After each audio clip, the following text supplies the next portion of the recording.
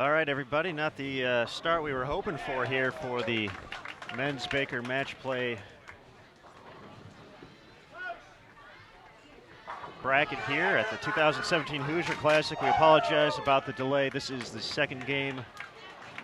We had some issues with YouTube cooperating from the systems were not playing together very well at the moment. Don't know why. Just decided to pop up now. It's always nice and inconvenient when we need it the most. But those things happen. We're back. That's what's important right now. We got our top seed, Weber, up 1-0 on Pikeville. Midland, the number 5 seed, up 1-0 on number 4 Whitewater. Number 2 Calumet, up 1-0 on number 7 St. Francis, Illinois. And our final match in the quarterfinals, William Patterson up 1-0 on Vincennes. That's the 3-6 match. This is our third condition here at the Hoosier for that the men have seen. The women are bowling right now for their final round of qualifying. Pattern right now, 41 feet in length, 29.45 mils for the volume, and we're using the new Kegel T conditioner. This is the first time the men have had the opportunity to compete on this. So they've competed on the new C. We got to see that. We got to see them compete earlier today on a combination, 2 conditioners, C and T, and now just T here in the finals.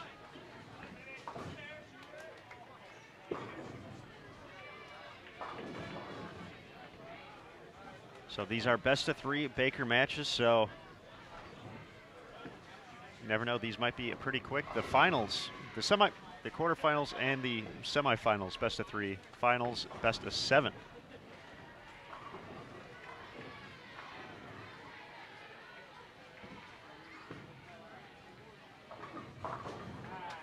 With that being in mind, Weber at 208.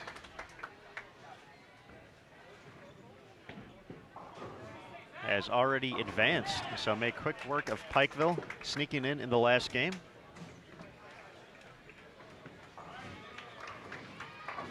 for some extended play.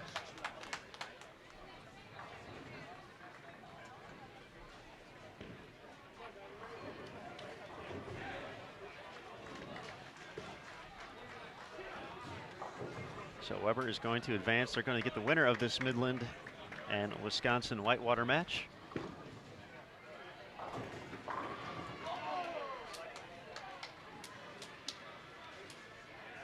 Just like that, looks like Midland also going to deliver the sweep here in the early going.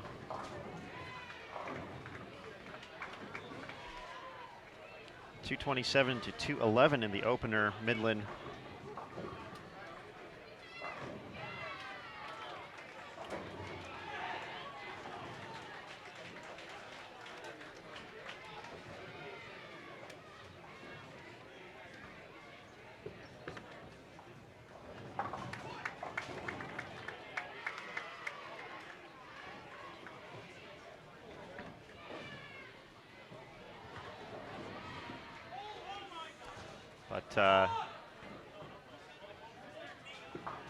well, that's okay right there.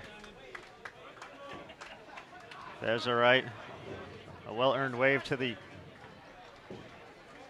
Midland faithful. That's all right though. Damage already done. We might have to use that at some point down the road. That's another blooper in the blooper reel.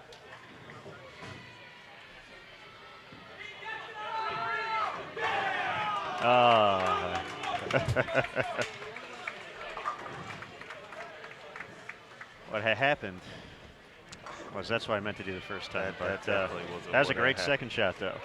Rings the 10, 238 to 193. Midland makes quick work of Wisconsin Whitewater.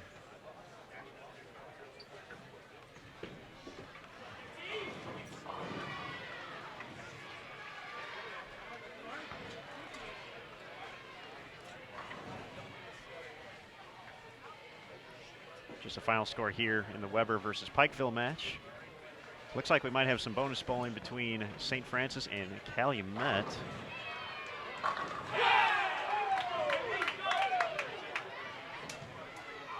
That might be our only match left. That's going to go to the decider. Pikeville finishes up with 157.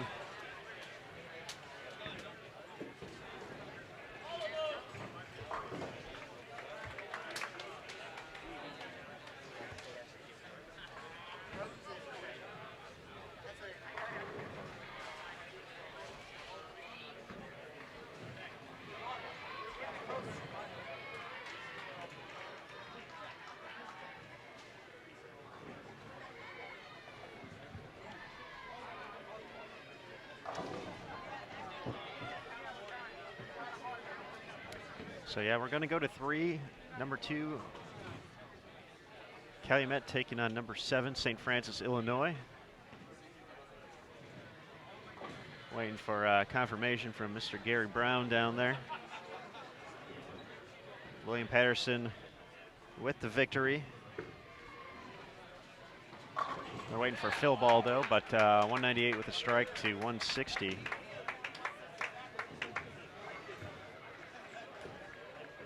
So that match in the books.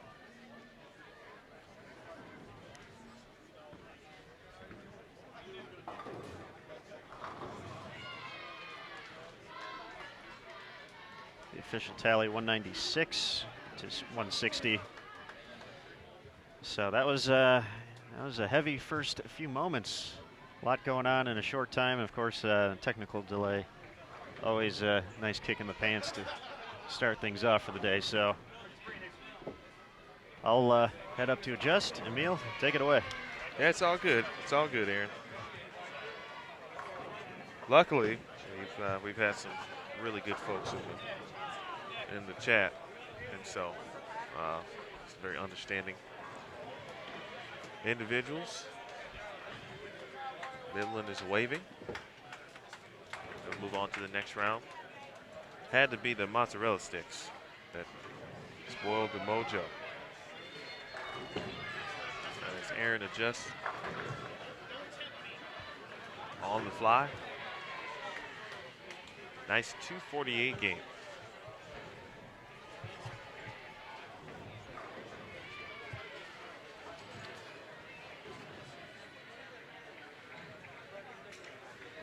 From St. Francis, 248 to 187. That is the University of St. Francis, Joliet, Illinois. Actually one in Indiana as well.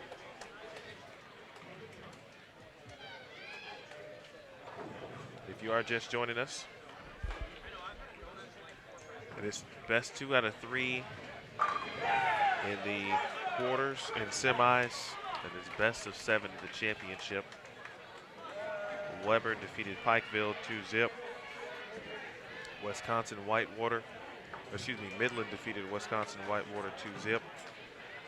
William Patterson defeated Vincennes 2-0, and now currently 1-1 the lone match here in the Elite 8 round. Calumet College of St. Joseph's and the University of St. Francis Joliet. Good tournament, though, for those who were eliminated. Takes a lot to get to the top 8 to this point at this event. So great jobs out to Pikeville. Whitewater, of course, looking to win their 3rd Tier 1 this season. Fortunately, that will not happen, but they will move on, of course, and get ready for sectionals, as will Vincennes.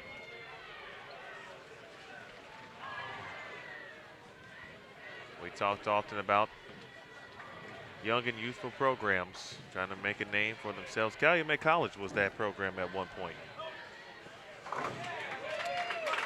I believe they have reached the 10-year mark as a program.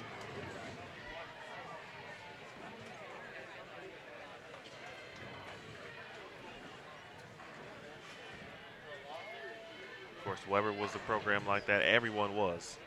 But if you think about the last 10 to 12, maybe even 10 to 15 years, think about the programs that are now household names that are trying to, or that have emerged. Now you look at a St. Francis trying to do that. The only thing Calumet College has not done, they haven't won a title yet. They have been on TV. And they haven't won the Hoosier. They'd like to do that as well. Clean through 3 is Calumet College. They head to the 4th.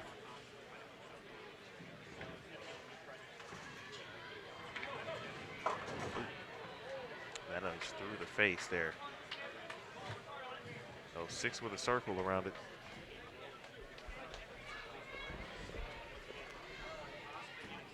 All right, we can finally catch our breath here, Emil. Whew. It was the mozzarella sticks. It was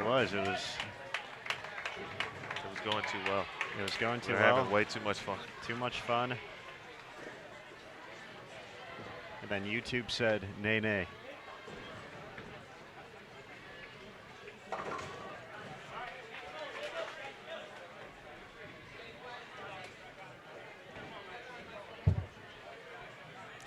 Gotta be honest, it's a pretty cool angle. I hadn't looked at the camera yet, or at the screen. It's a nice showing of kind of some of the updates they've made here as well. The love that sign on the sidewall there for Western Bowl. Definitely an eye catcher. This is frame 3 for St. Francis.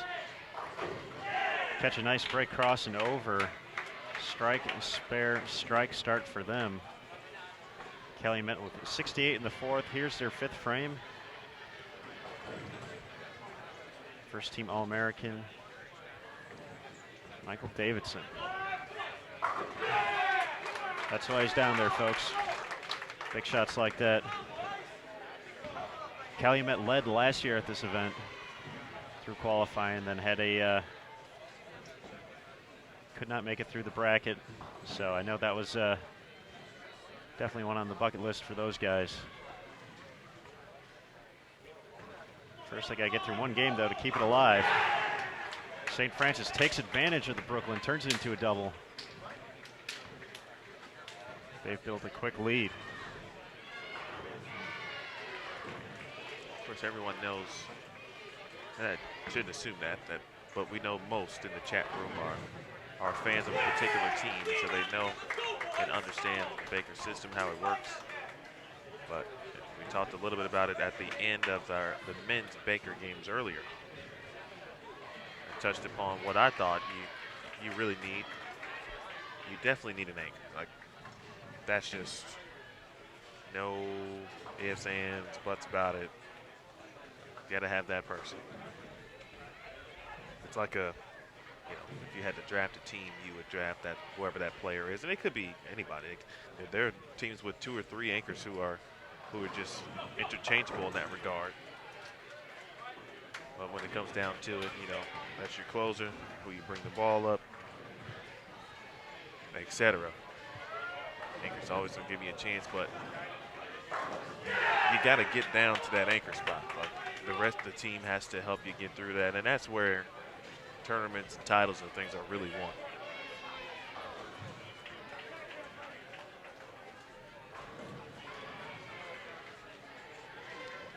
Now St. Francis with some momentum in a 3-bagger.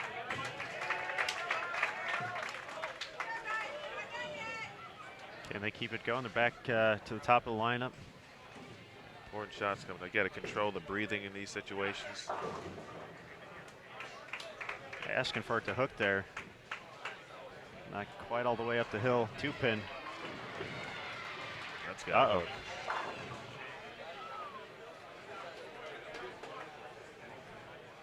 Almost channel surfing there. And that one wouldn't have been as funny as the one from Midland on the fill shot, because it didn't matter there. That was a different place, a different time. Yes, that is true. Board spare. That head pin looks a little off there too. From this angle, absolutely. Viewers at home, you may be able to see it slightly. The head pin looks to be slightly off to the right. Just gonna hook at it. Beautifully done there. Textbook. But right now, Calumet in trouble. 132 in the 7th, working on a spare in the 8th. This is the 7th frame from St. Francis. I think they'd be okay with leaving 2 pins the rest of the way out. Keep it clean. 138 in the 6th. So that is a 22 pin advantage.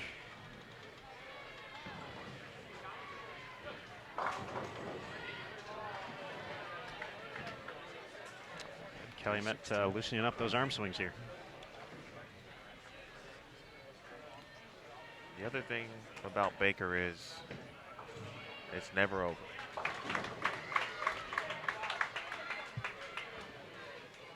It is never over until 10th frame is complete. I've seen some very bleak situations turn in 2 frames in a Baker match, in a Baker game, one game.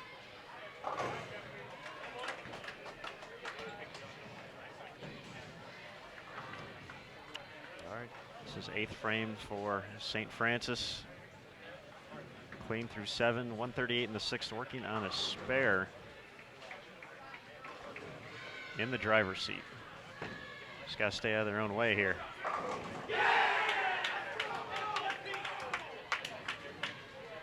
Delivers in the 8th.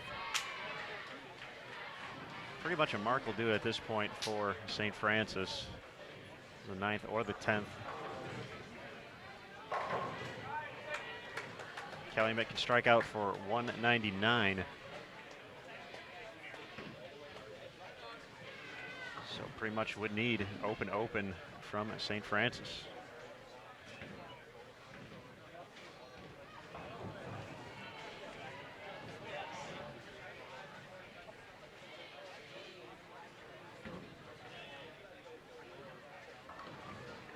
Looking to wrap it up right here. 9th frame.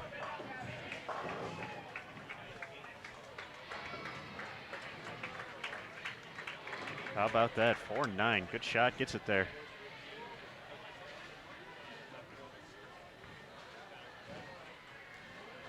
All of a sudden, this becomes a humongous shot for Davidson. Yeah, so if he gets one there, that's 77 in the 8th. At 186 in the 9th. Davidson shot, gotta have it. Takes advantage of the Brooklyn on the first shot. Now takes the I guess the one for sure there. Don't want to give away count, but 186 in the 9th, as you mentioned. Davidson needs at least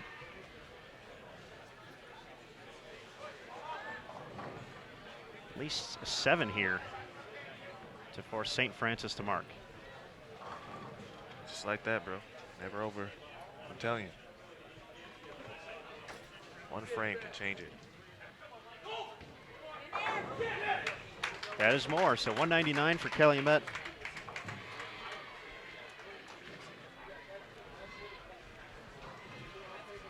Get Davidson down there, knowing what to do, knowing the situation.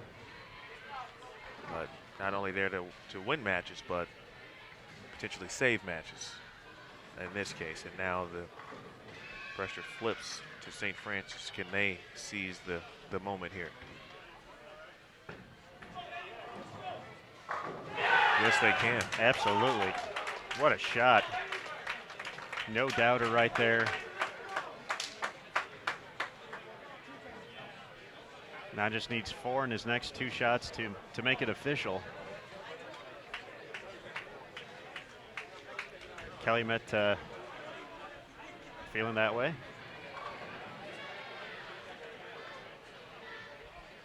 Showing the respect for a hard-fought match. St. Francis still in. Okay, someone is heading up there. All right, just making sure. Got to get a few more pins. Yes, 4 pins, 2 shots. With William Patterson awaiting. Our other match will be top seed Weber taking on Midland. We'll call that more than 4. So St. Francis bouncing back from an early deficit, wins the last 2. Keep their tournament hopes alive here at the Hoosier.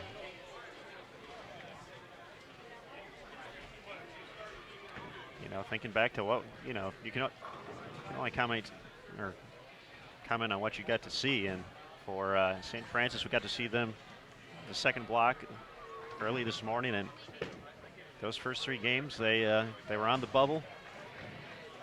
They came into that block 1 pin out of top 8.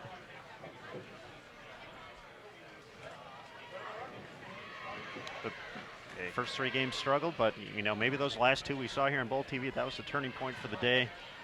Kind of held on to their position and now beat a very solid Calumet team. They're 1 win closer now to making it to that title tilt. Oh yeah, they know what's at stake.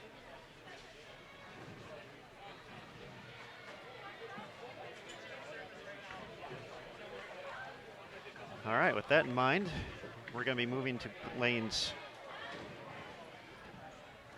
71, 72, and 75, and 76 for our next matches. So we'll do some recalibrating for the cameras here. We'll be back on Bowl TV in just a moment. There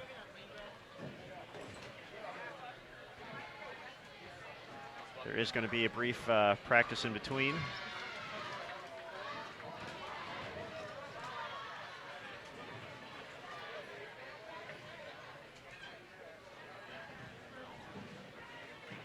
So while folks do that, we're going to prepare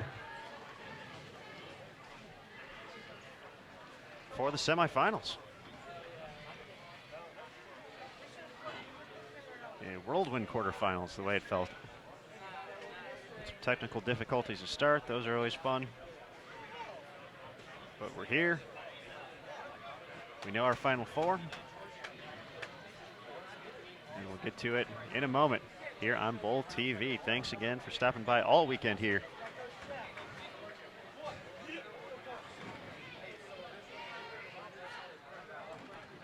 This is the 2017 Hoosier Classic taking place at Western Bowl in Indianapolis. I'm Aaron Smith alongside Emil Williams Jr. Semifinals next here on Bowl TV.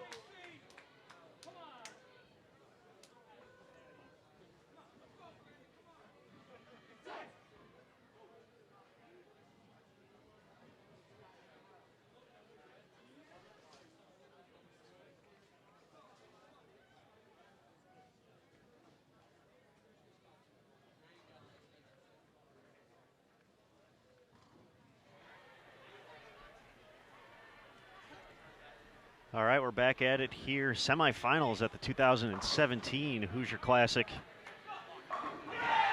Our featured pair on 71 and 72 features number 3 William Patterson taking on number 7 St. Francis, Illinois. William Patterson defeated Vincennes 2-0. St. Francis, after losing the opener against number 2 Calumet, won the last two to advance as the number 7 seed.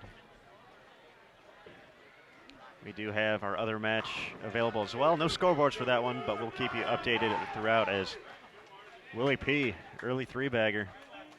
We'll get the spare attempt here. Then go to the other view for a quick second. Midland looking to clean up the single pin. Well done in unison. That was the first frame. They're clean for Weber. An early strike, looking for a double.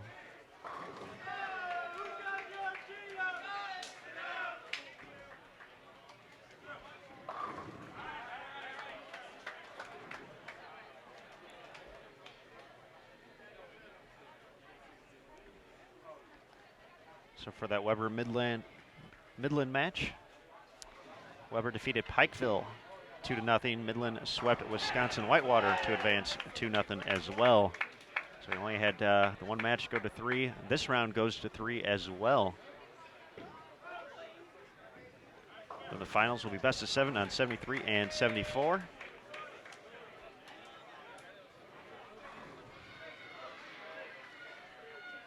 Once again, this is the 41-foot pattern. The third different pattern of the week for these competitors. 29.45 mils using the new Kegel T oil.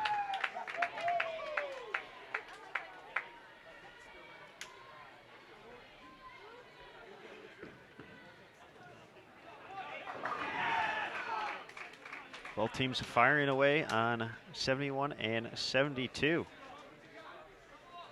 Midland has started off spare, double. This is their 4th frame.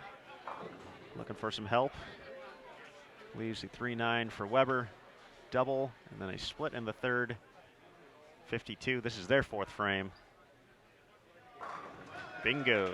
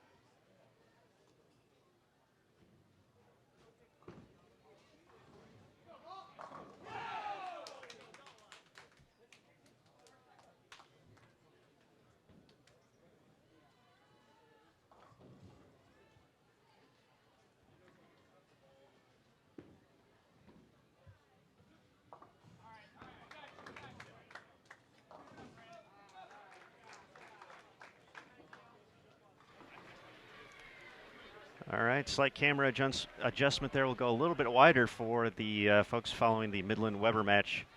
Can actually see what's going on every shot there, so we'll still switch back and forth, but they'll at least be able to follow along. Keep score at home if you'd like. This is Midland's 6th frame. They've gone spare, double, 8 spare, strike, and making another double. So that's 88 in the 4th, working on 2 strikes in a row. For Weber, this is their 6th frame. Connect for the strike. They had their 2nd open in the 5th frame, so 80 in the 5th, strike in the 6th.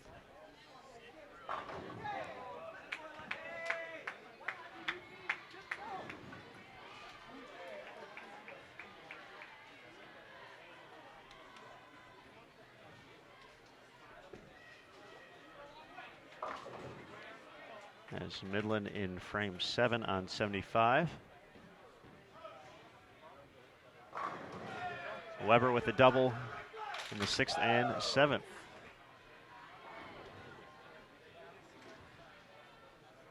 Willie P bringing in a sub to make a run at this 3-7-9. Going to go to the righty.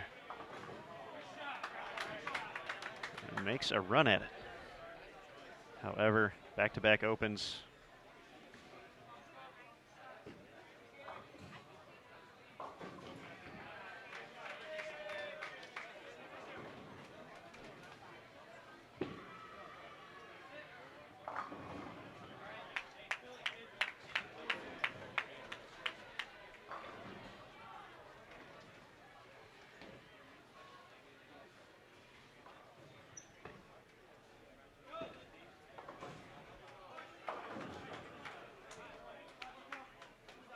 Open in the 7th from Midland.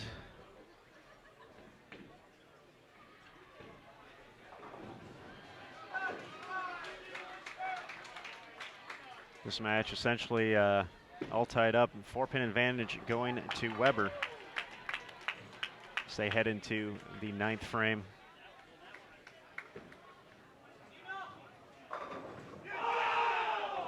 There's a strike from Midland in the 8th, so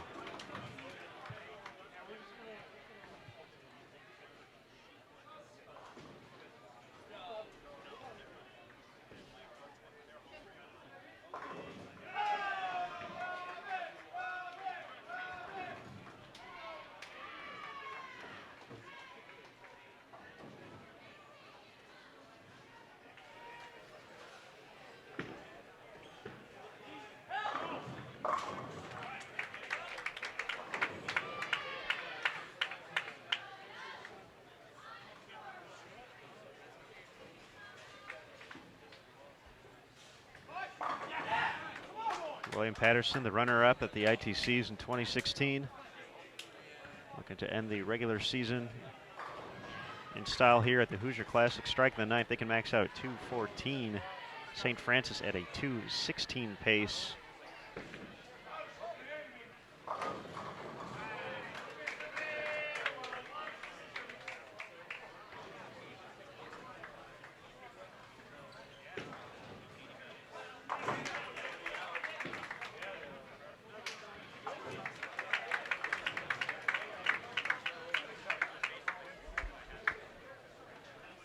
Max score for Weber International, 188 with a spare and a strike in the 10th.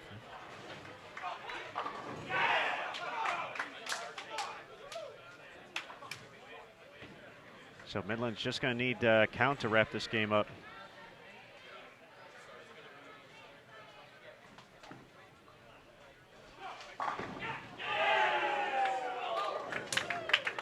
Eight'll be enough.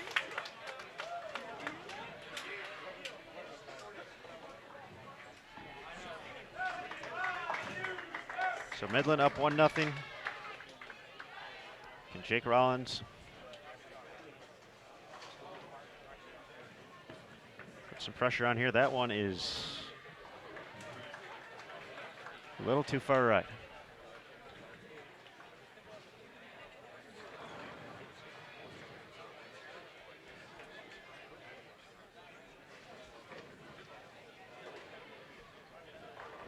A little less work for St. Francis now. They're going to go up 1-0 with about 5 on the first shot.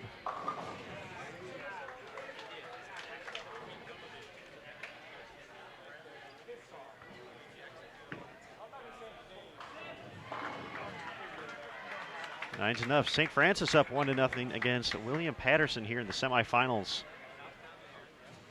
The men's match play bracket at the 2017 Hoosier Classic, taking place at Woodland Bowl, or Western Bowl, here in Indianapolis.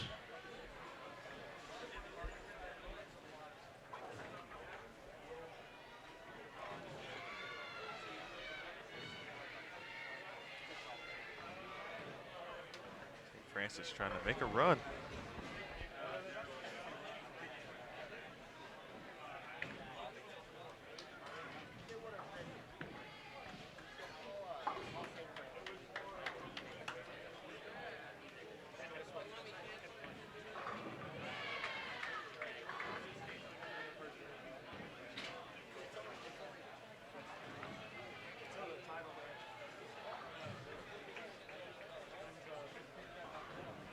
delay in the Weber-Midland match.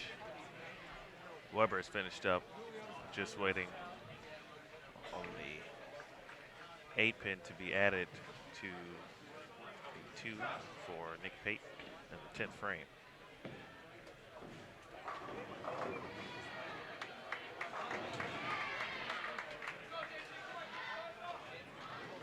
So 215, 194, St. Francis victory in the opener.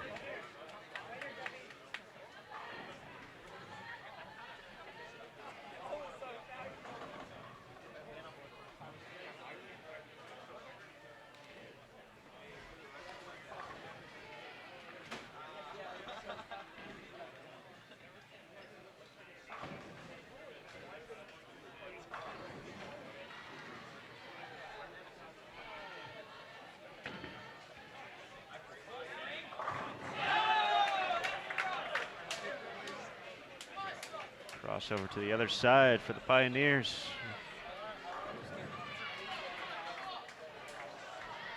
Early strike as they still trying to get squared away on 75 and 76.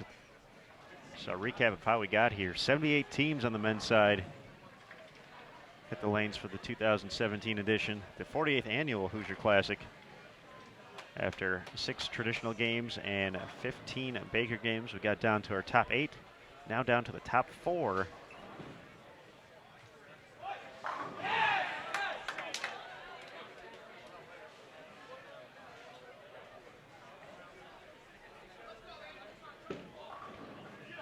And possibly a game away on both sides from our title tilt. Vicious 9-pin to kick things off for St. Francis.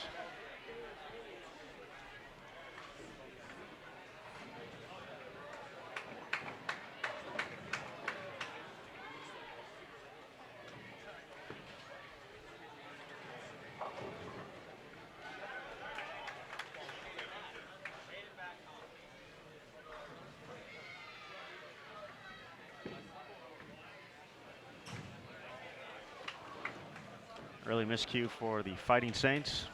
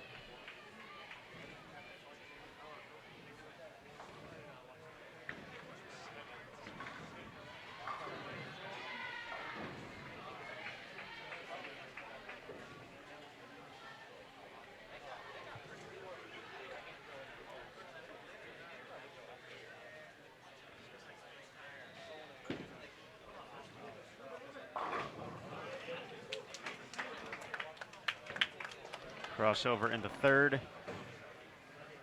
Makes a double for St. Francis. This pattern very flat overall, talking to Nick Hoagland. Definitely in the middle of the lane, so you're going to gonna pay for it. Not gonna find a lot of hold or miss room here.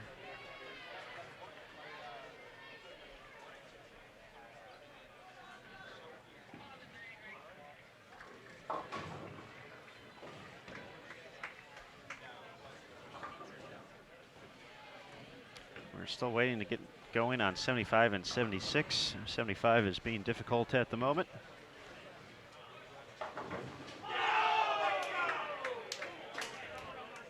Talk about a hit. Jake Rollins. Hey, that's a break. Caving things in. Take that break back.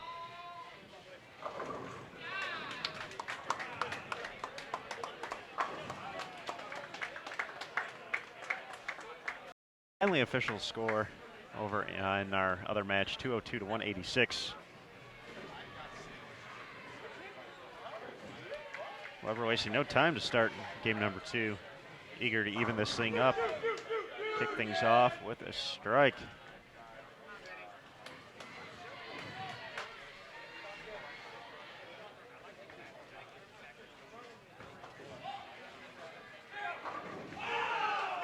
Midland matches the effort. William Patterson can't get back to the head pin in the 6th. No count lost on that one.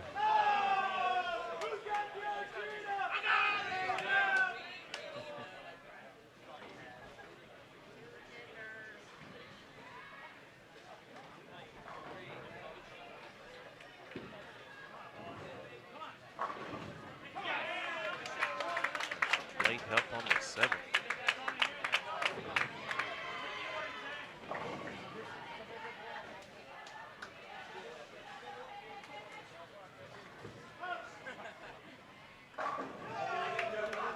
For Weber International.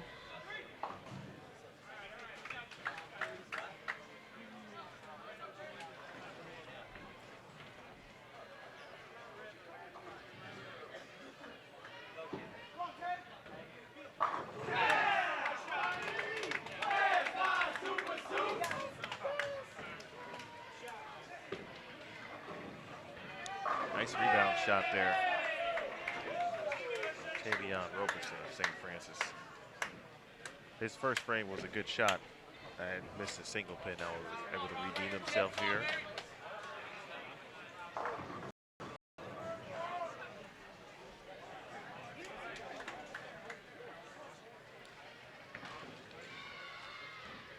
Chance to really put some pressure on here in frame 7.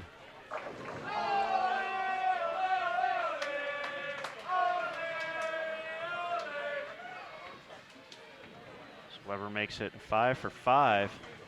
An early open from Midland in the 2nd. They're just in the 3rd. That was the shot that missed the head pin to the left.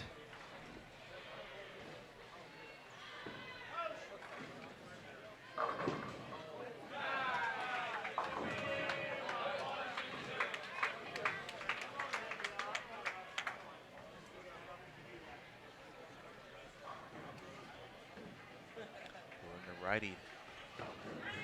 It's William Patterson. Spare shooting strategy. And it works. Good call. Just going to say at that point in the game, if you wanted to keep the left-handers already had both of their frames, so that definitely easier for a righty. Good strategy there.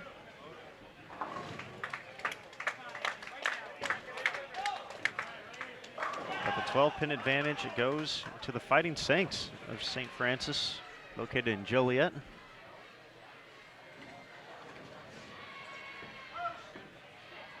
Uh-oh.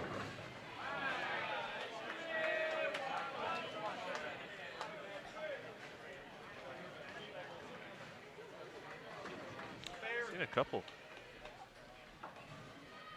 gutters here today. That's going to happen, playing that outside angle. St. Francis keeps a foot on the gas, though. And that's what you got to do right there. That's when you see that, you got to be able to jump all over.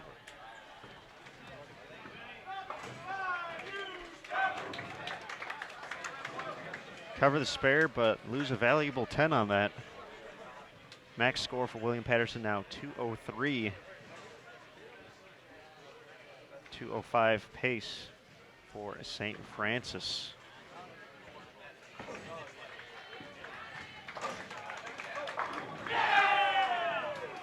Big shot there, 9th frame, set it up.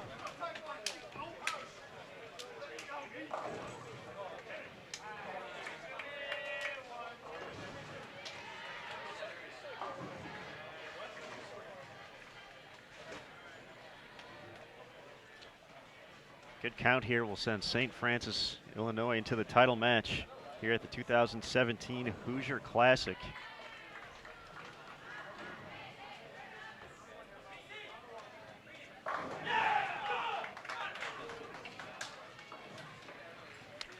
Midland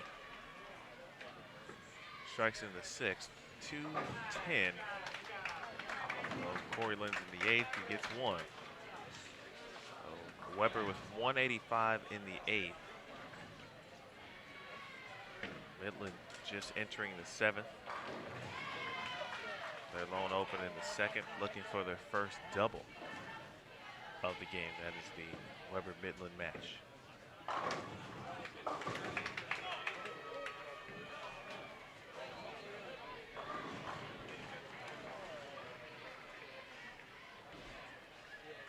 Pin count, all that's needed here.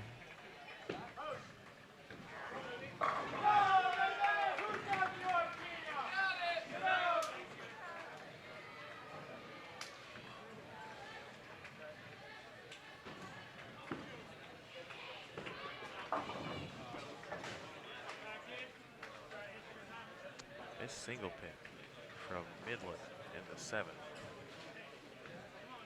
Weber struck in the 9th.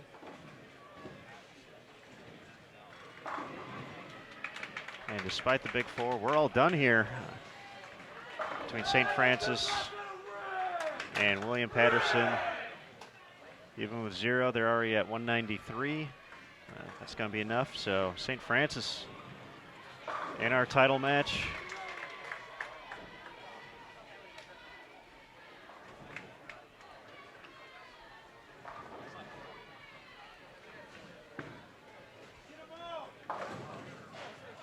Final shot.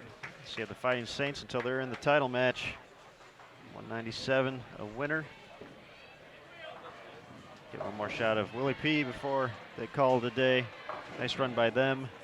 187.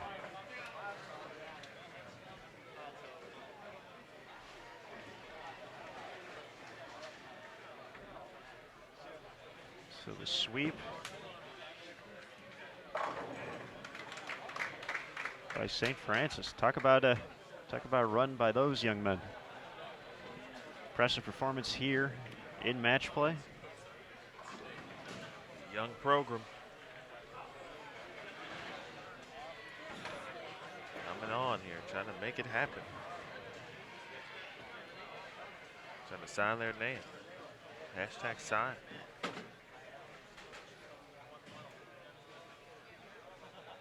No matter who they face, it'll be an experienced squad. Of course, Weber. Yeah, this one just a matter of final score right now. We're going to be all tied up. Weber shoots 245.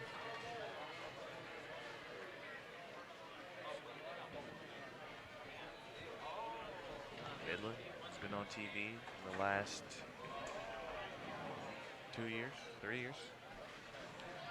2015 runner-up Nick Pate earned MVP honors for the ITC that year.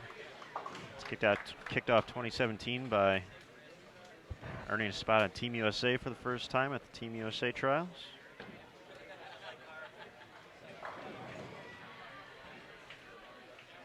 This Midland team's impressive because they lost a lot of great players to the last 2 seasons also. Mainly last year, I know their returning team, they had several seniors at last year's ITCs and really wanted to get back. They had a good opportunity to do so. This team with some relative youth, making things happen. They've got a good leader, Nick Pate.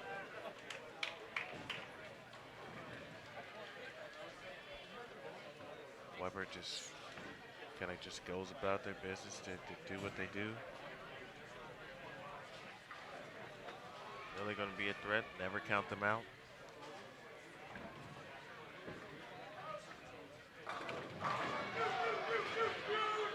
You mentioned it earlier in the start of game 2. Weber not wasting any time. Midland got done. They moved lanes and lead off up and strikes.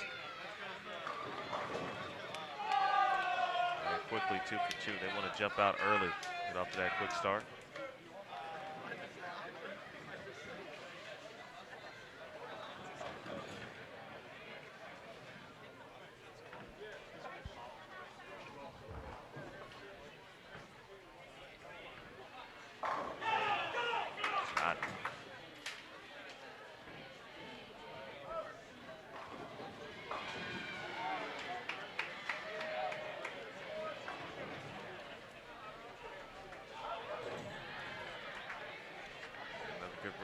mentioned Willie P.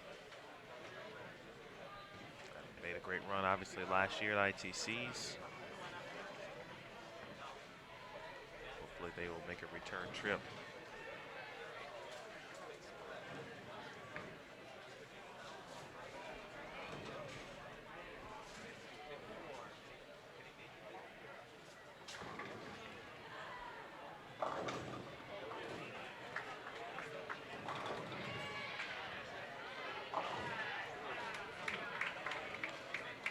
Flames left the big four.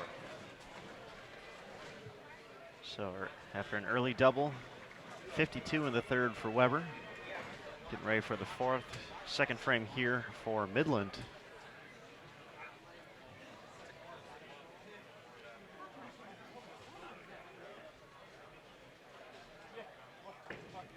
Matt Russo is going to get up there first. The 2017 U.S. Amateur Champion. Giving it the business right there in the fourth. Weber made the title match in 2016 here at the Hoosier Classic, but fell to Lindenwood in the finals. So I'm sure quite a few of these Weber Warriors eager to get back and want to put that autograph on that trophy, or on that masking unit. You get to take the trophy. You don't want to autograph for that. Well, maybe you do, but definitely want to autograph that masking unit, though.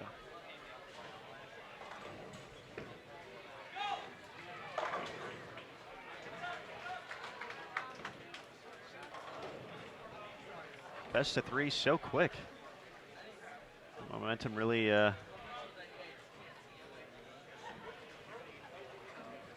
can go that quickly. Just blink of an eye, it's gone.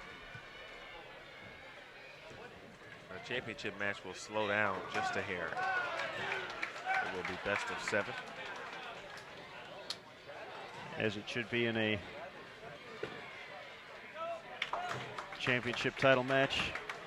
Heavyweights going 15 rounds.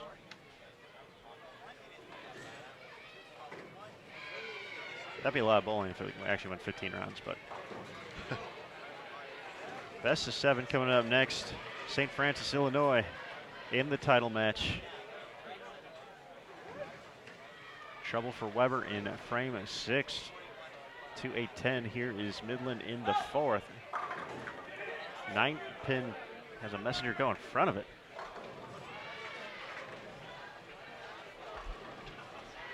Right now, Midland thinking stay clean here.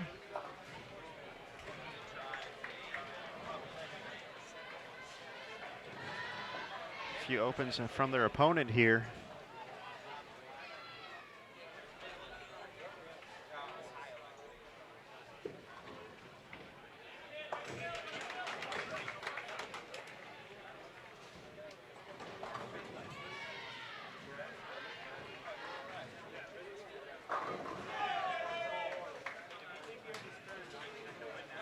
Striking the 7th for Weber. 97 in the 6th for them.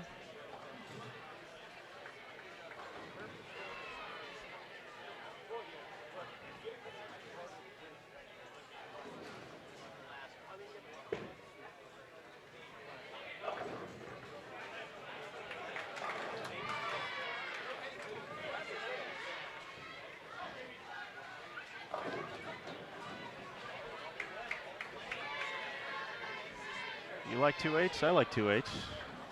Oh, I really don't like 2-8s. I don't think anybody does, but I've seen a couple of those in some form or fashion, whether it's a split or some combination thereof. And the way the players are playing, that's got to hurry.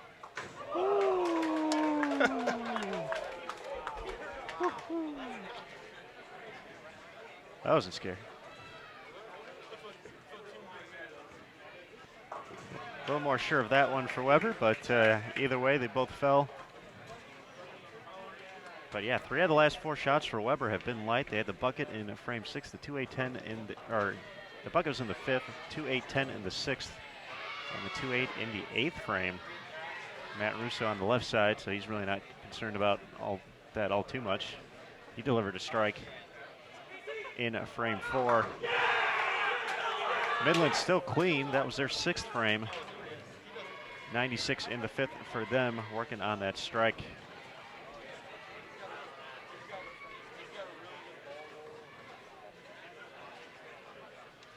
Ninth frame for Weber. Here's Russo.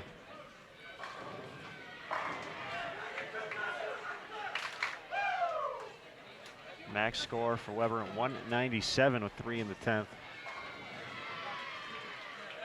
So a lot of bowling left for Midland here. They are taking their time. Weber also got ahead 2 frames. They did. They started out quickly. Uh-oh. Just got to get some help. If there's ever a fortunate nickel, I'd be pretty happy with the 5-pin right there.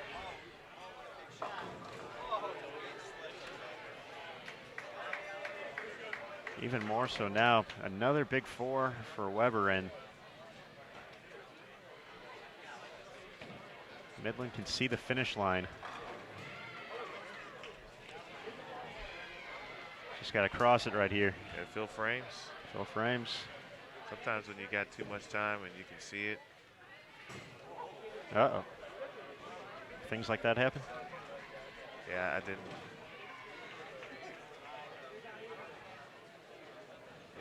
Miscue in the 7th, but I saw it get down there and I went, uh-oh. And just caught that oil.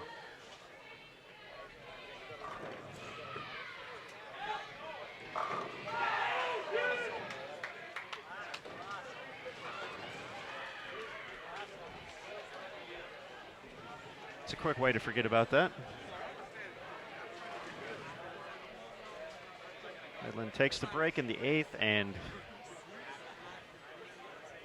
Weber still chatting it over. They're just to the right of our vantage point at the moment.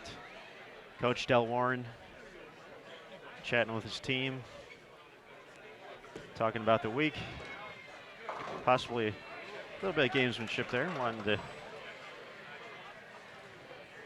see if this gets a little bit closer. Weber with 137 in the 8th. Of course, the big 4 you see in the 10th. They're on a strike in the 9th. Midland 124 in the 7th. The open in the 7th frame. The strike in the 8th, and now a 3-6-10. It's interesting. And He would have missed that, but that's a big spare in a big situation. If Weber gets 2, they're at 163, so just a matter of count from Nick Pate here.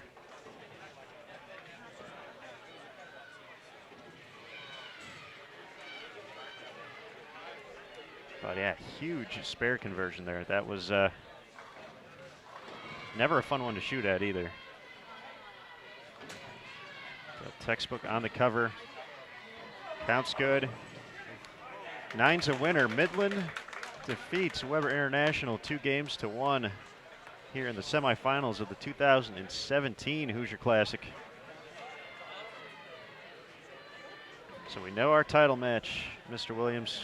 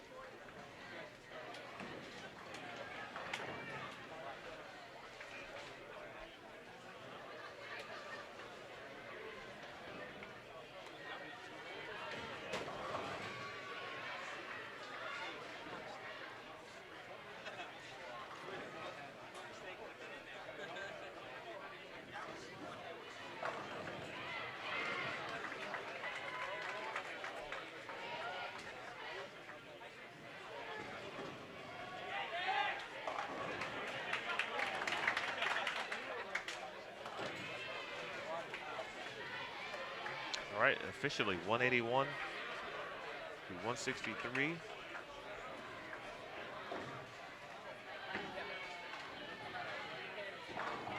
Midland will move on. We'll take on St. Francis, Illinois in the final.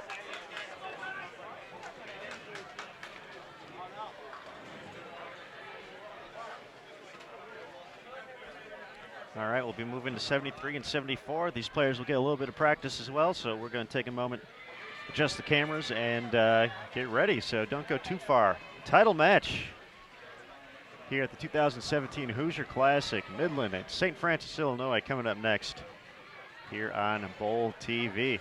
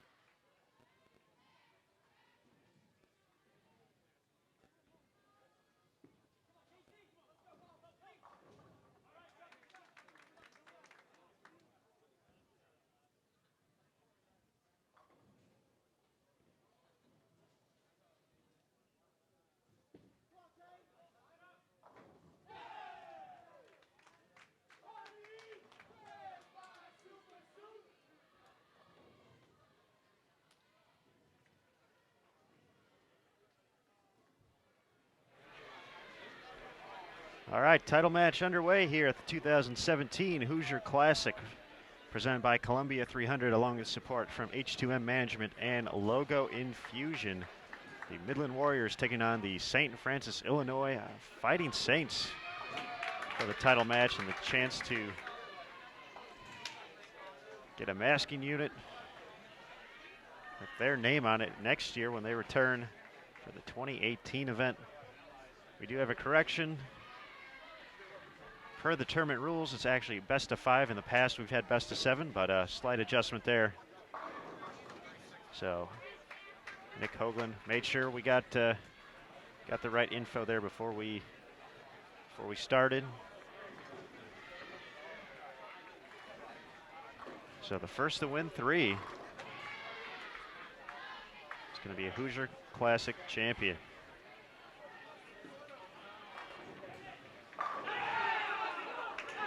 St. Francis earned their spot in the title match by defeating William Patterson 2-0 in the semifinal. For Midland, they went the distance against Weber, the top seed, winning the decider for the 2-1 W.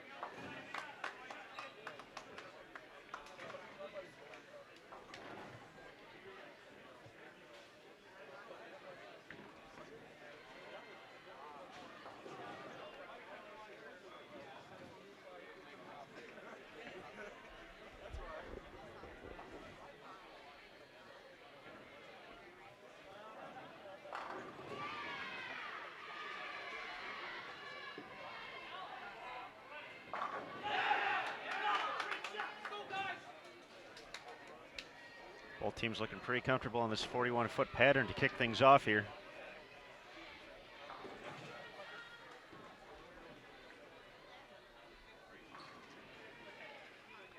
Women's qualifying is still going on right now on the other 66 lanes of the facility. We'll have their title match beginning at 4 p.m. Eastern, or I should say their title match, but their bracket play will start at 4 p.m. starting with the quarterfinals onto the semifinals. And finally, the championship match. Midland records its first double.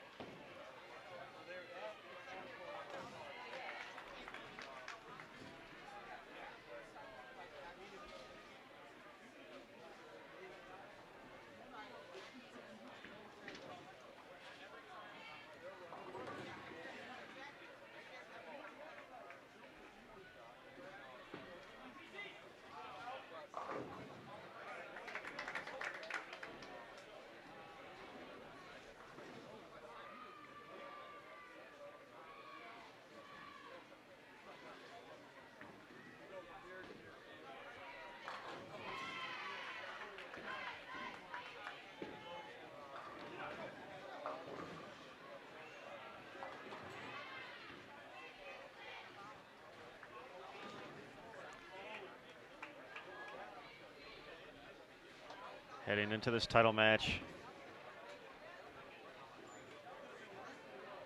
seen some resilience from both teams to make it here. For Midland, after sweeping Wisconsin Whitewater in the opening round, got to watch Weber shoot a big game. 245 to even that matchup going to the decider.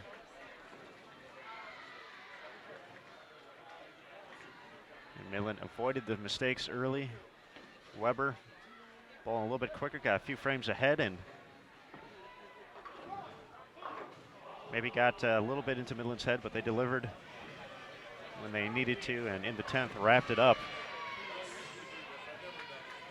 For St. Francis, they were one game away from elimination right as we started. Dropping the first game against number 2 seed Calumet. They rallied back to win the next two. They needed a mark in the 10th to advance in that match.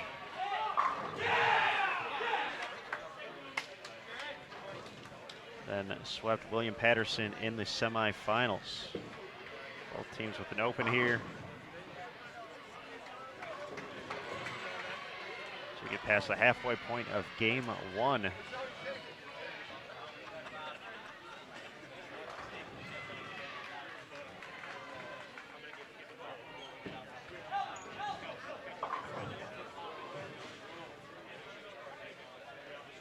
Two, 4, 7, 10 in the 8th for Midland.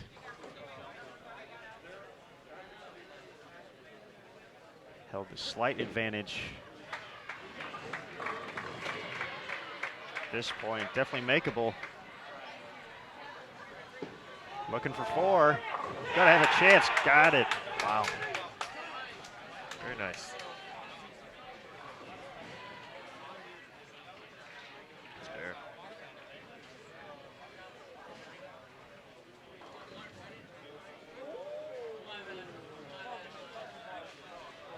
Nothing can take the wind out of your opponent's sails.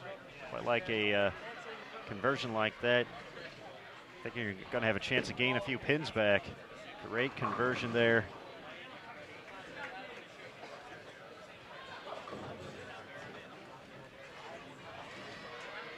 And the Warriors take advantage of that momentum. 9th frame.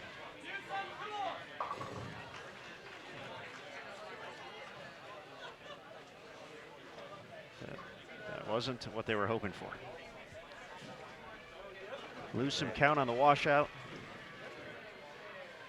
They asked him to do something cool.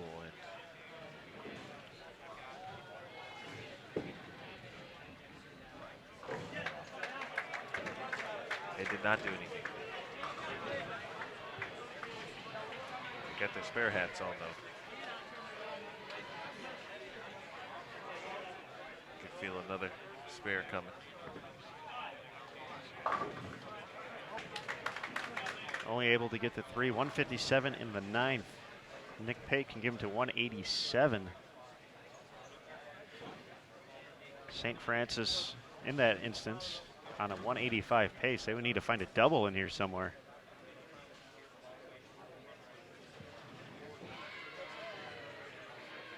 First things first, 8th frame. Shot. Their third bowler has been pretty solid here on this 41-foot pair. He's been throwing a lot of strikes.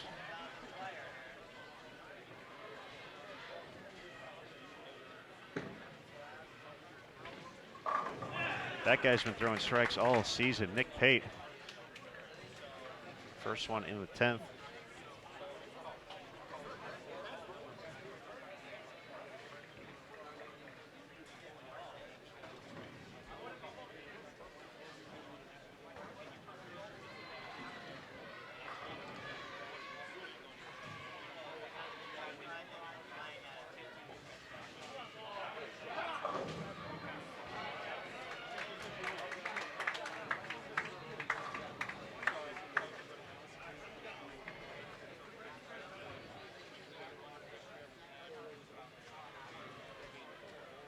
Going to learn a lot about the moxie of this young St. Francis team in a moment here. Can Nick Pate put the pressure on?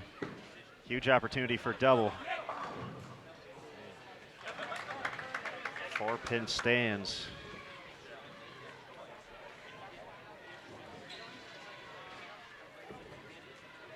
He's got to get some help.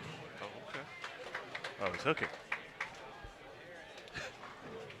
I just saw it going right from. I had to peek out. behind the guys to see.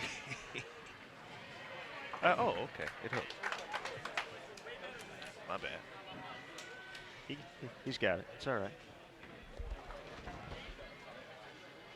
Definitely seen some friction out there on the lanes this week. So 177 in the books for Midland. St. Francis is going to need a mark. We've seen that. Or in their clincher against Calumet.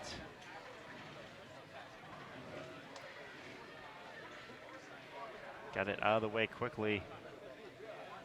No doubt about it. Threw a strike. Got it out of the way. One more would essentially do it here. Game 1. How about that? Doesn't get much better.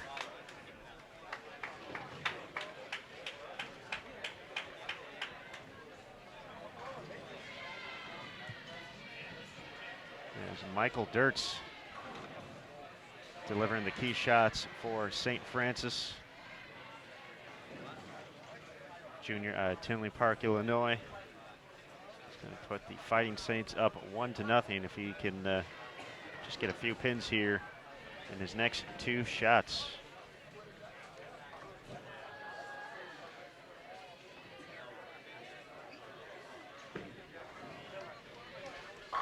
That's 3. St. Francis up 1-0 in this best-of-5 title match here at the 2017 Hoosier Classic.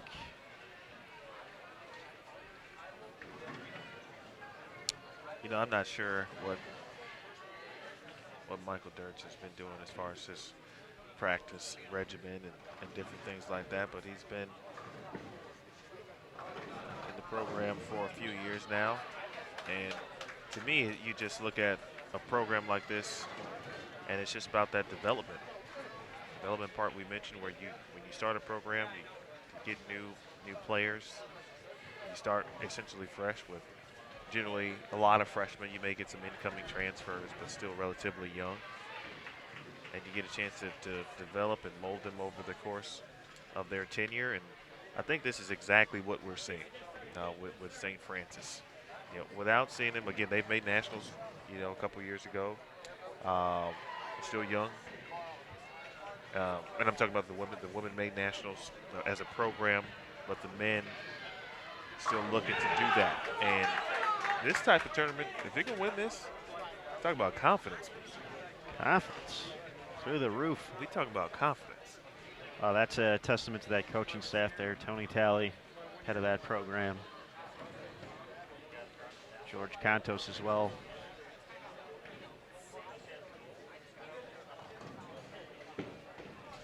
So 194, 177. St. Francis, Illinois takes the opener. Pair of strikes to kick things off here in game 2.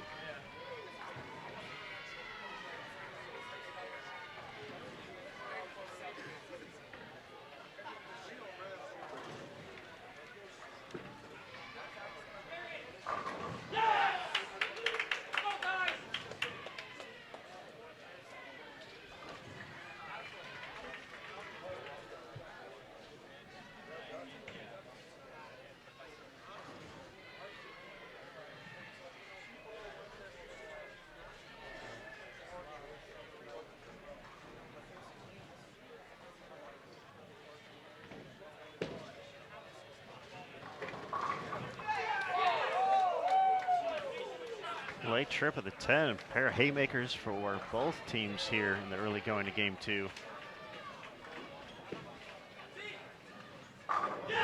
That's a nice shot.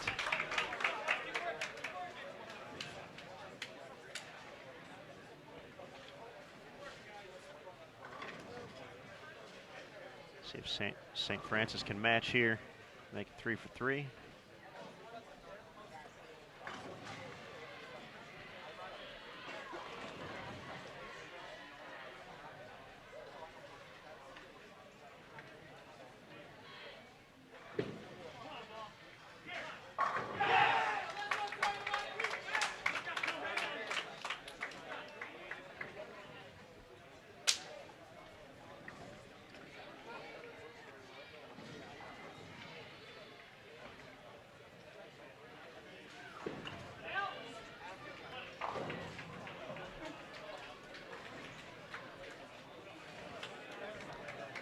First team to blink is Midland, leaves the 2-4, 5-8 in frame 4.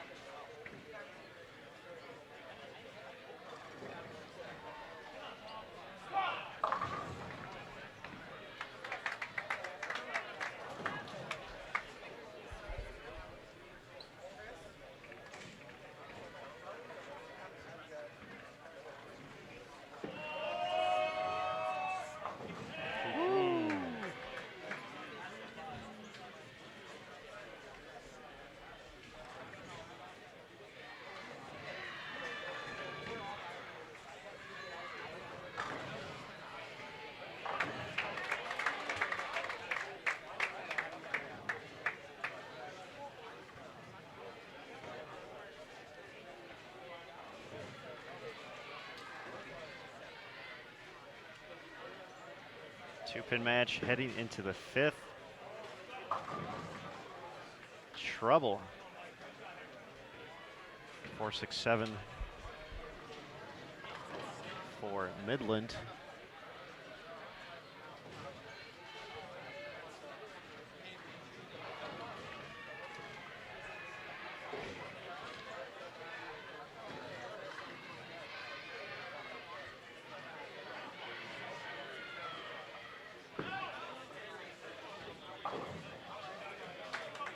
We saw 4-6-7 picked up earlier today, but no luck there for Nick Payton.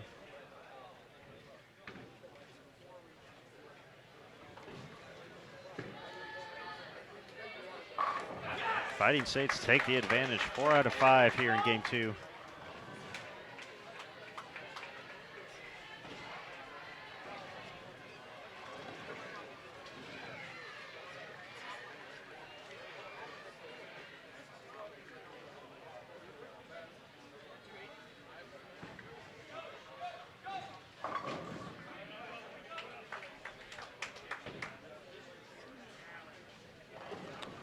Roberson strikes, they make it a little loud in here.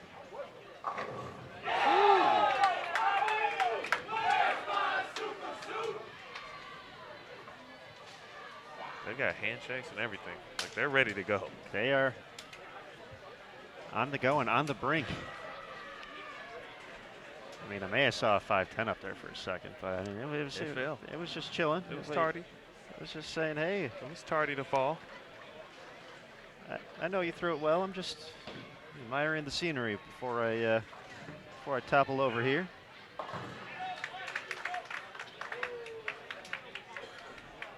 Now, Mr. Williams, you were part of a young Lindenwood program, of course, winning the ITCs in 2005. But I'm sure you guys kind of had that moment, had that event where you just kind of realized that, hey, we can compete against the best and we can win this. What did you guys have an event like that really?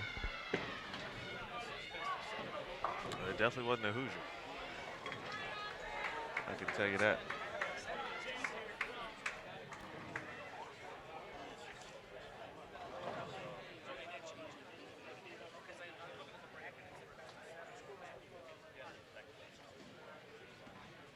It definitely was not the Hoosier.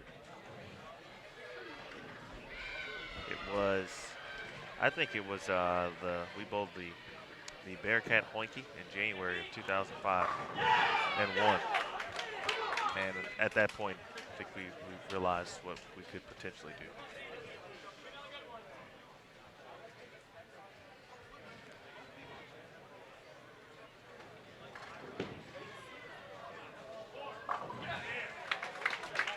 The bucket converted on both sides. Midland converted, and now St. Francis. And of course, not the easiest of spares. Up 22. Midland can cut to 12 here. Shot.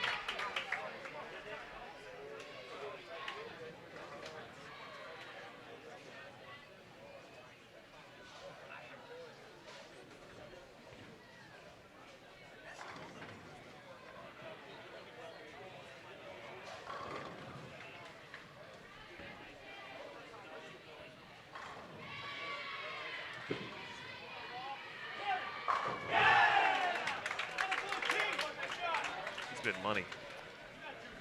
And when he's missed, it's with Runaway Brooklyn and carried. Well, that means you have room to the left. That's all that means. Absolutely.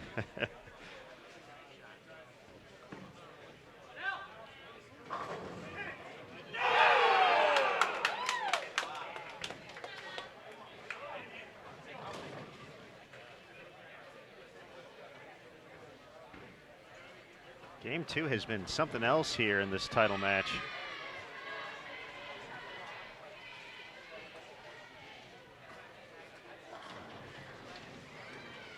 Here's foundation frame for St. Francis, working on a strike.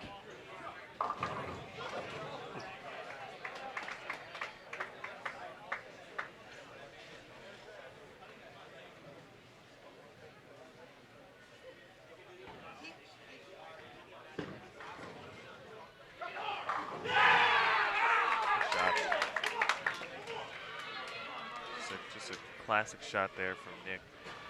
No emotion. You know. None needed. No words needed to be said either. That was. That's why that young man commands that position, and that's why all those gentlemen in the orange pants have zero doubt that he's going to make that shot.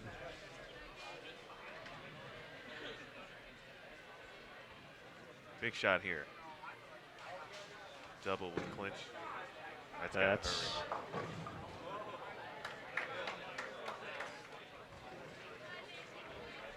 so Michael Dirts is going to have the chance. But St. Francis up 2-0.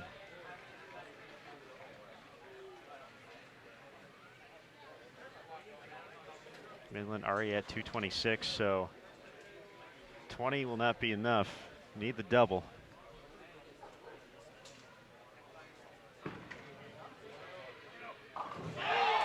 Just for good measure.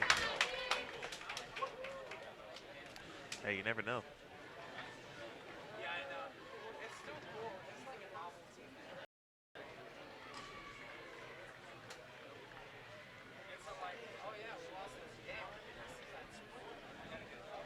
Needed a mark last game for the win. Now needs a double.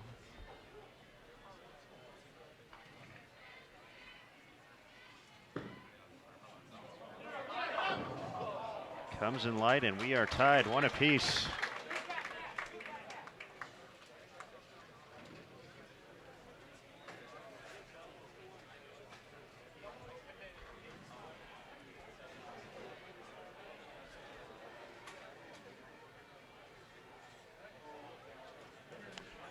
This is a very familiar setting here. Of course, the finals going on, the men's, women's still bowling there. Baker has a live PBA show on currently, and I recall when I was bowling and coaching and stuff that we'd be watching the championship or whatever's going on here, and then when you get a break from that, you briefly turn over to the TV because there's generally some form of bowling on, PBA related. That's exactly what's happening here. Good atmosphere, obviously, not only for a title or championship match, but overall, it's always good to be in the bowling center on Sunday. Of course, last year had a special connection for a lot of these players. Graham Fa, just 1 year removed. 1 or 2 years, I should say, removed from the collegiate scene, capturing his first PBA title, a member of the Urbana Blue Knights.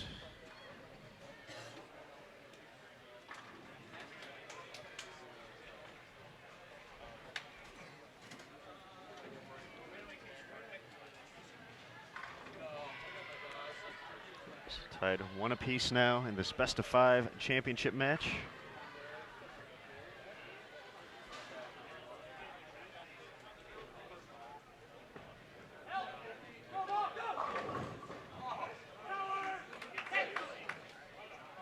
This is the kind of match we can tell that you would like to go to the distance. You don't want this one to kind of end.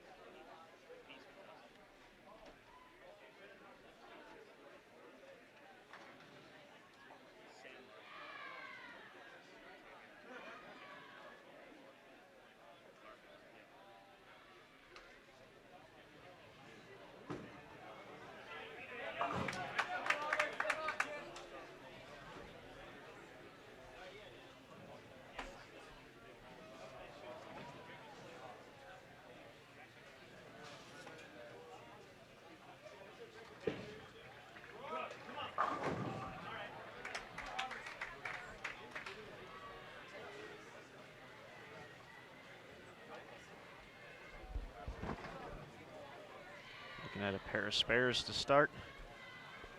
For the exciting game 2 to tie things up, courtesy of Midland, 229 to 220. After St. Francis, Illinois took the opener 194 to 177.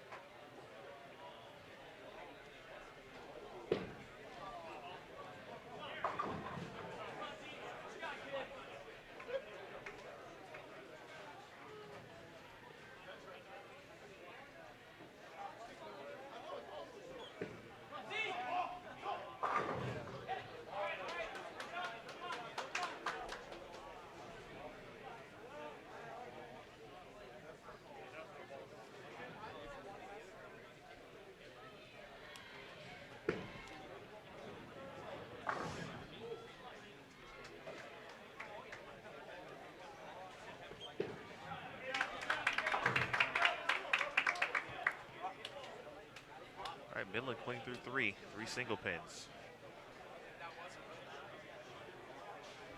Split in the second from Sam Marcotti of St. Francis to be Pete Switalski, who has been pure money. They're in bracket play this afternoon, looking for one more strike, pick up his team here in the third frame.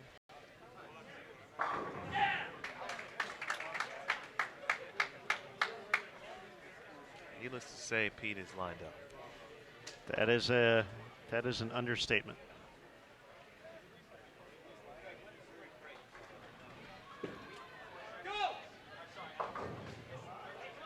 Through the face there, 5 with a circle around it.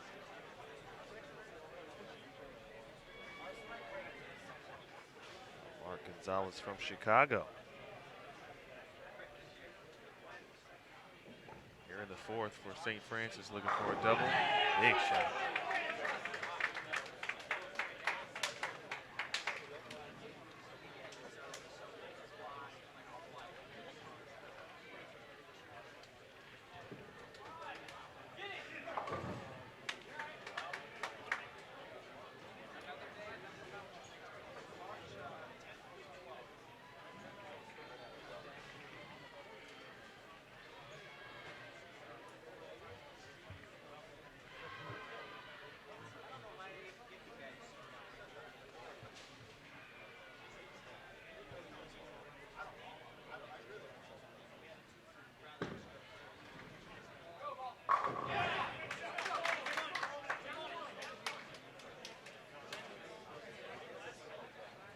Nick Pate kind of stabilizes the lineup right there. Big shot in the fifth frame.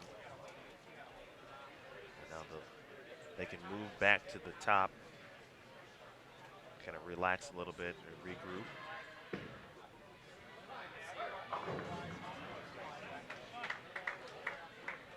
You talked about that a little bit last night, a little bit earlier today. If you got that 5 locked down,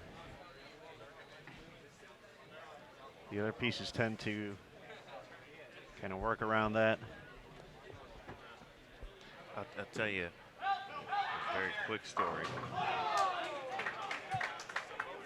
A shot there, a big one, a big double. At the 2006 ITCs, we were bowling against Newman in an elimination match.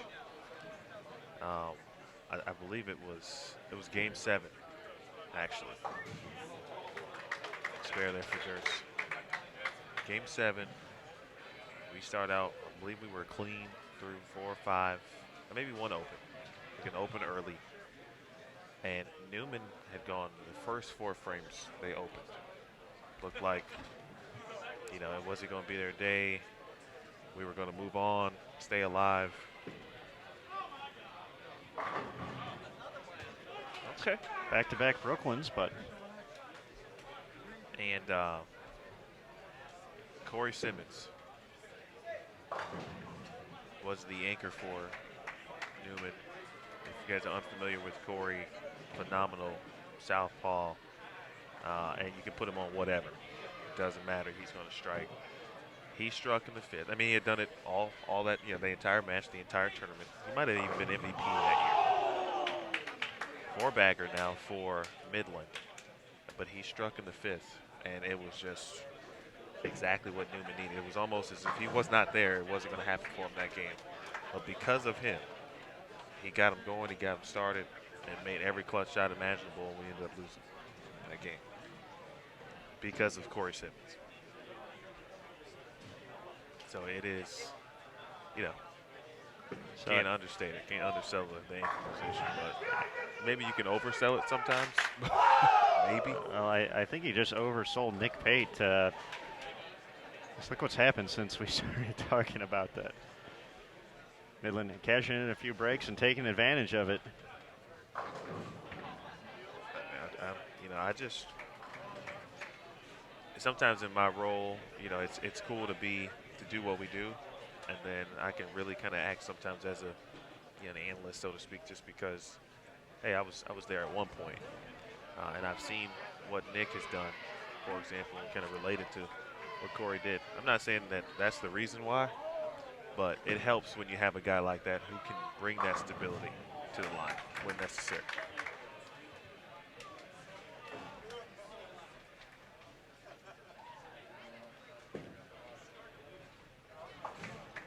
Well, Midland quickly jumped ahead in the pace of game 3 here.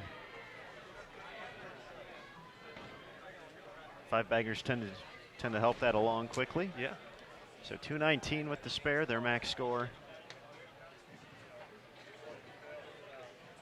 220 max for St. Francis.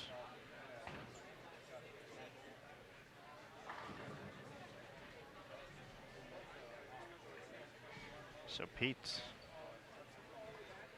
been money. Can you make it one more?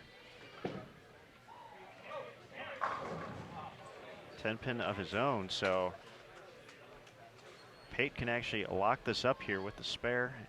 Just decent count, stay behind the foul line. There's the first half of it.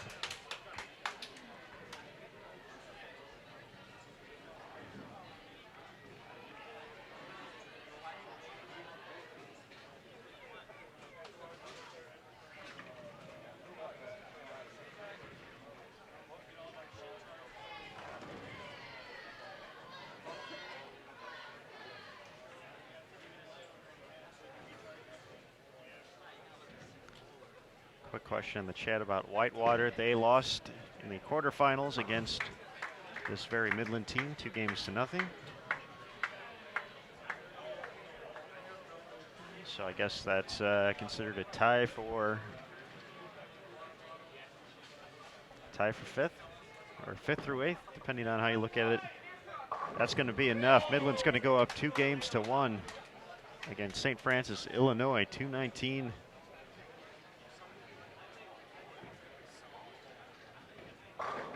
Is a winner.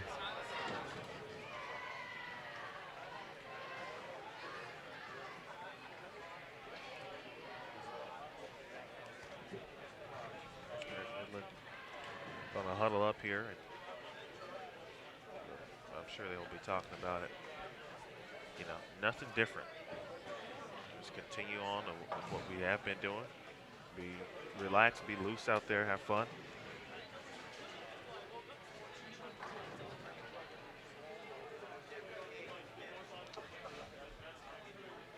William Patterson finished in the Final Four. I'm not sure if they will, in the overall standings, if they will be ties for 3rd, for example. and how that part will be determined if it's total pinfall or something like that. But they did advance on to the Final Four before being eliminated by St. Francis in the semifinals.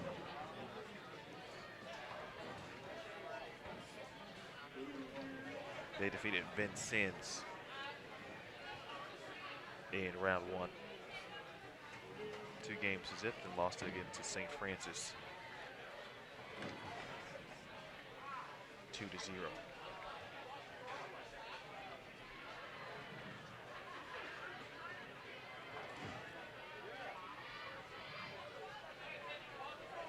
Aaron, what do you do here? What are you thinking?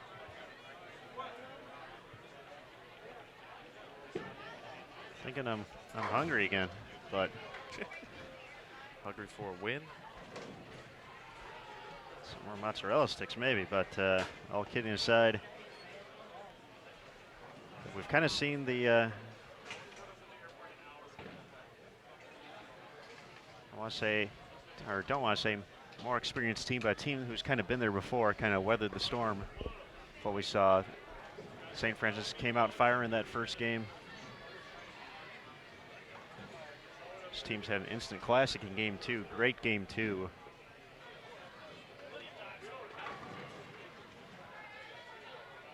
So St. Francis had the opportunity to double in the 10th. They did not at that moment, and you saw them take advantage of a few breaks here in game 3.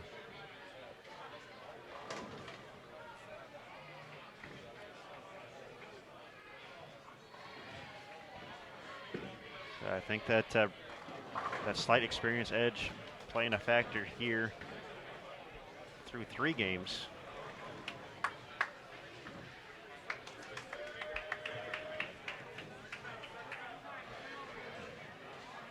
As we head to game 4, this is the 2017 Hoosier Classic taking place at Western Bowl in Indianapolis, Indiana. I'm Aaron Smith alongside Emil Williams Jr.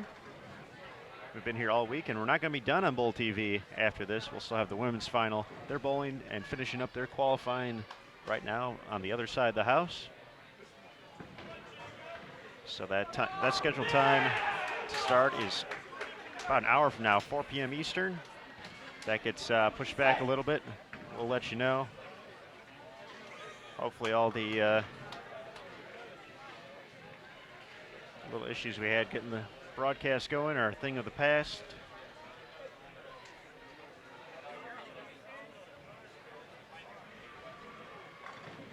And Midland can now win this thing here in game 4. Looking to deliver an early double, set the pace.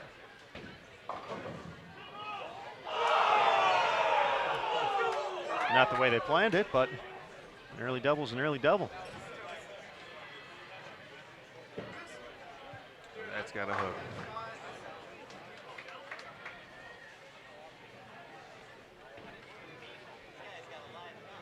See Coach Talley talking to Tavion.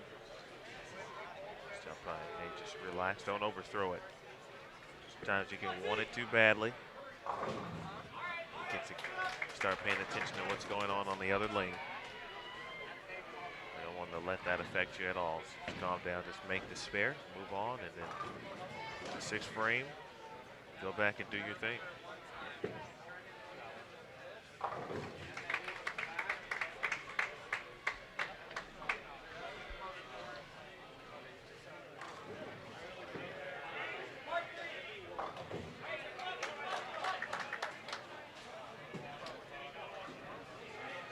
That's why it's important to relax, because things can happen on the other side, on the other lane that can give you the pins back, or whatever the case may be.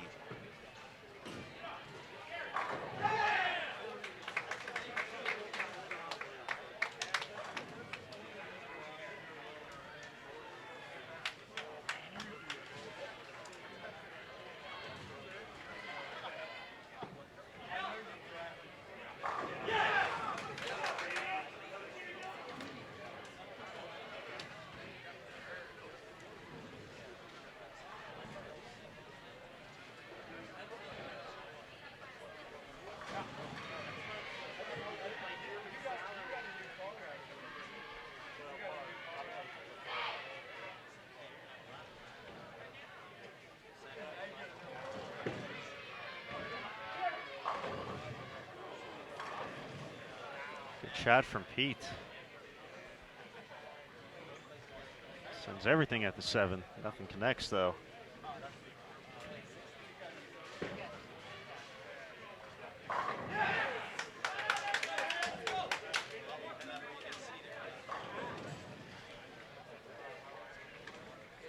Four out of 5 for Midland.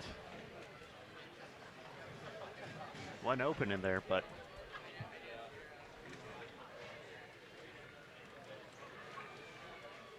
putting the pressure on early.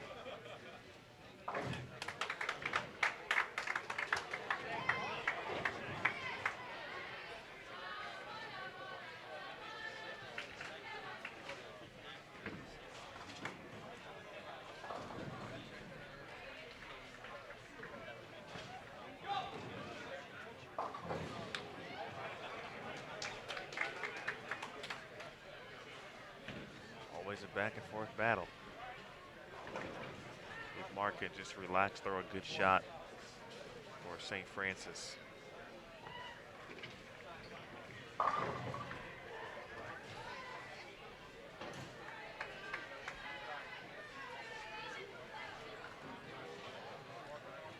And spares win titles.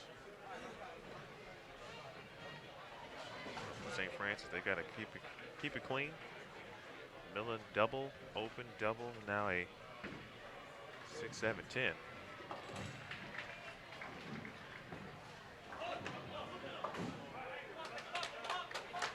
Makes a run at it, loses the count though, just getting one, so we'll see if that comes into play.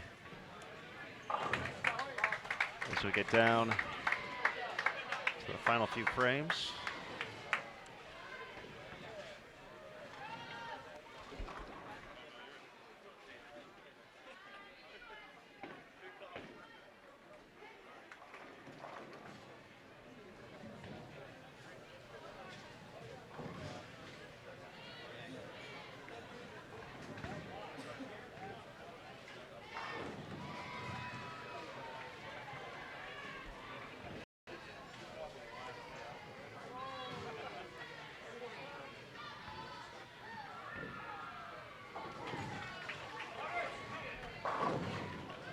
Nearly a 4-9 for Midland.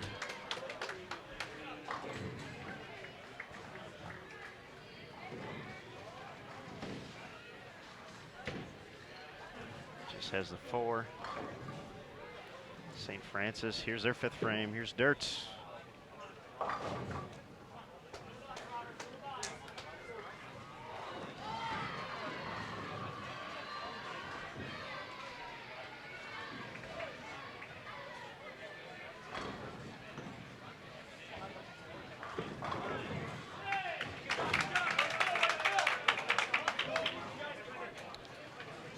That young man's name, still trying to figure that out, but I tell you, I've been where he's been.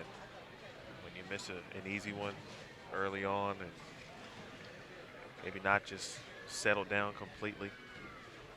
Saw the relief after that made spare.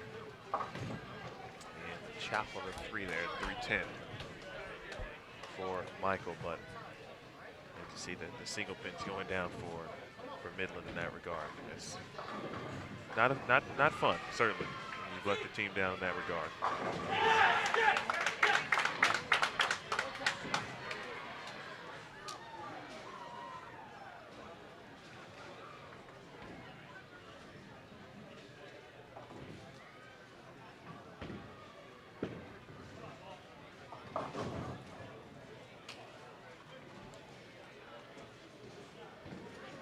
Despite being a few frames behind, this match still pretty close overall when you start looking at overall scores. Midland already in the 9th frame. Big mixer.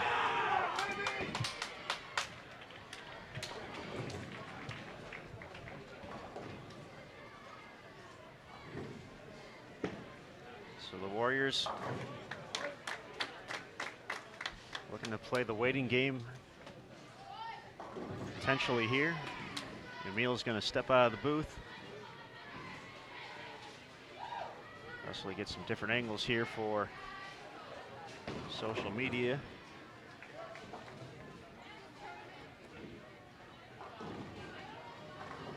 I think this team might get excited if Nick Pate throws one here.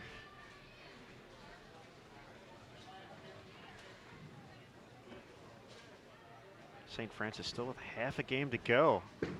Midland wasting no time.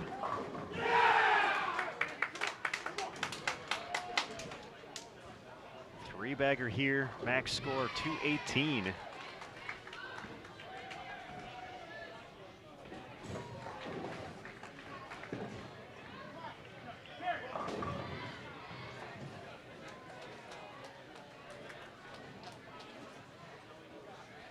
Two-eight in the seventh for St. Francis, Illinois, and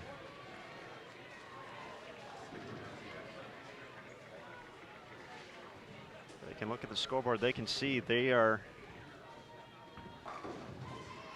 approaching must-strike territory. But Nick Pate, one more and 6 pins.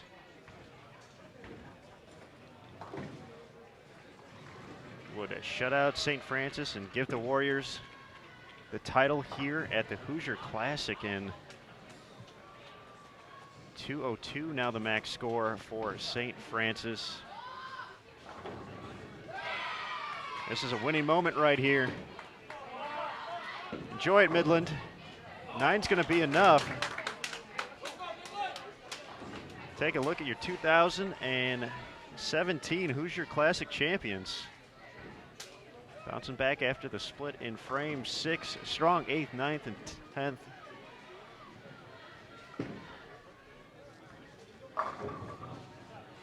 For St. Francis, Illinois, a great run through the bracket.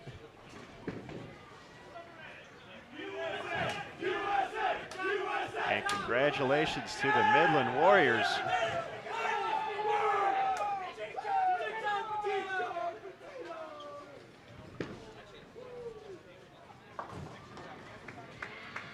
.207.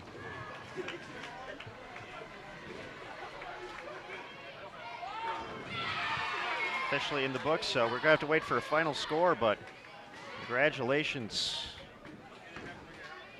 to your 2017 champion, the Midland Warriors. You guys have a masking unit with your name on it. Well, you actually had to put your name on it, but it's there.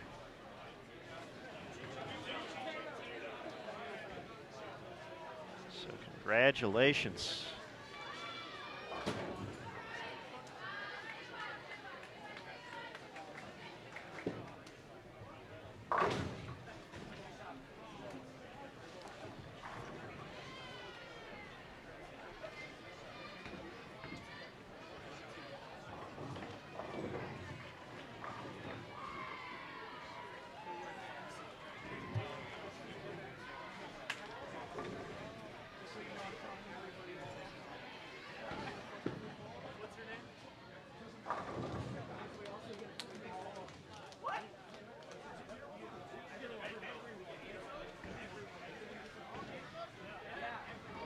All right, we have a men's champion. We're going to find out our women's champion in just a little bit. Scheduled to begin at 4 p.m. Eastern time. A lot of teams still bowling over there, so I'm going to guess it's going to go a little bit later, but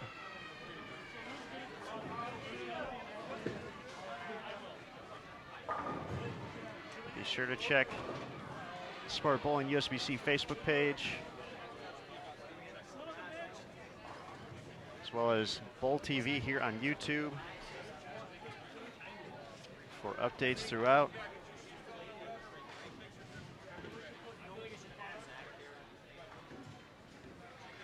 Final shot here for St. Francis, Illinois. Well-deserved round of applause for those young gentlemen on a great 2017 Hoosier Classic. Up-and-coming team in the USBC collegiate ranks right there, but 3-1. Midland Warriors, 2017 champs. So we're going to shut the cameras off for a little bit. We're going to get some photos, prepare for the next round here on Bowl TV. But thanks again for tuning in. We'll be back. I guess 4 p.m. Eastern is going to be a little bit later than that. But for Emil Williams Jr., I'm Aaron Smith. We'll be back here on Bowl TV for the women's final of the 2017 Hoosier Classic. Thanks again.